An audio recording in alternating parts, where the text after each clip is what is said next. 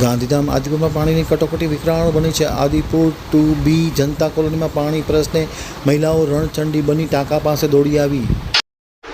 ગાંધીધામ અને આદિપુરમાં પાણીની રાડ તીવ્ર બની રહી છે ત્યારે આજરોજ આદિપુરની 2B જનતા કોલોનીમાં છેલ્લા 6-7 દિવસથી પાણી પુરવઠો સંપૂર્ણ ખોરવાઈ જતા હોબાળો મચી ગયો છે.